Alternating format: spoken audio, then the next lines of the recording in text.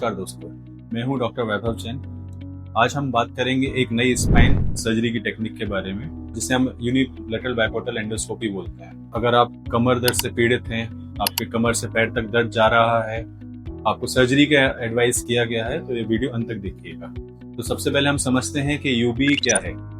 UV एक advance endoscopic तकनीक है जिसमें दो पोर्ट बनाए जाते हैं, दो छोटे चीरे लगाए जाते हैं, जिससे एक पोर्ट के द्वारा कैमरा जाता है, दूसरे छेद के द्वारा इंस्ट्रूमेंट्स जाते हैं, जिससे हम काम कर पाते हैं। फायदा ये होता है कि हमें चीजें मैग्नीफाइड दिखती हैं, बहुत क्लियर दिखती हैं, जिससे हम प्रिसाइज एरिया, प्रिसाइज पैथोलॉजी पे काम कर पाते हैं। तो हम डिस्कस करते हैं कि ओपन टेक्निक और यूबी में डिफरेंस क्या है, ये यूबी कैसे बेहतर है और कैसे ये न्यूअर टेक्निक है। ओपन सर्जरी में एक बड़ा चीरा लगता है, मसल डिसेक्शन ज्यादा होता है, बोन रिसेक्शन ज्यादा करना पड़ता है, तब जाके हम पैथोलॉजी में पहुंच पाते हैं।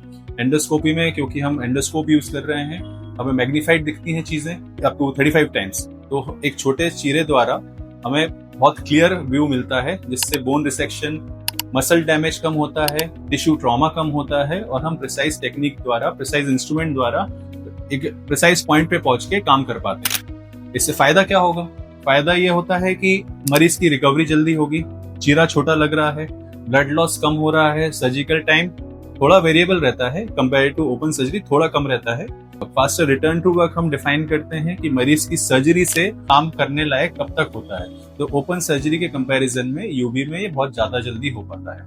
अब हर मरीज को यूबी सर्जरी की आवश्यकता है या नहीं, तो यूबी सर्जरी हम कुछ पर्टिकुलर इंडिकेशंस में करते हैं, जैसे डिस्क प्रोलैप्स है, शियाटिका है, फोरामिनल स्टेनोसिस है, मतलब नसों में दबाव है जिसके द्वारा दर्द ज्यादा जा रहा है, लंबर कैनाल स्टेनोसिस है, मतलब जहाँ स्पाइनल कॉर्ड पूरी दब गई है, वहां पे इसका इंडिकेशन है।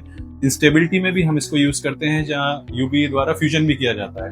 और हर सर्जरी की तकनीक के जैसे इसके भी कुछ लिमिटेशंस हैं, लाइक सीवियर डिफॉर्मिटी, टाइफोटिक डिफॉर्मिटी, जिसमें हम ये तकनीक यूज नहीं कर सकते।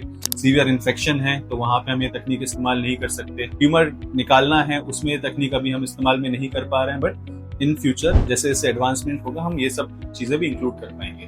अब हम बात करते हैं कि स्पाइन सर्जरी या यूबी टेक्निक से जुड़े मिथक के बारे में।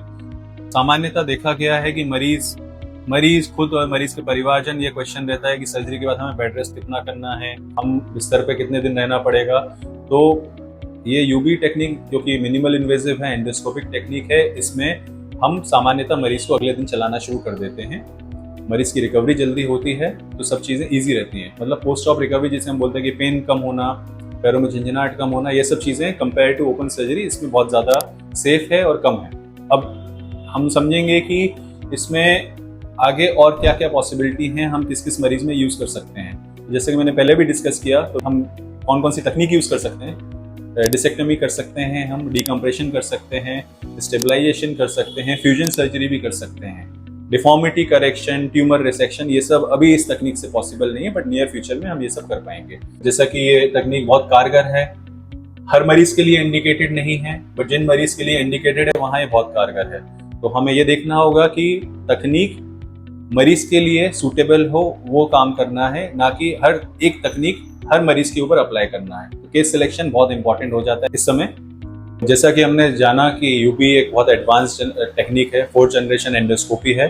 तो अगर आपको सर्जरी की एडवाइस है या परिवार में किसी को कमर दर्द से पीड़ित हैं, शियाटिका की सिम्टम्स हैं, चलने में समस्या आ रही है और सर्जरी इंडिकेटेड है या एडवाइस की गई है, तो इस तकनीक के बारे में अपने डॉक्टर से बिल्कुल डिस्कस करें। और कुछ और क्वेश्चंस हैं आपके या क्वेरी हैं तो कमेंट सेक्शन में पूछ सकते हैं, इसका जवाब समय के साथ दिया जाएगा।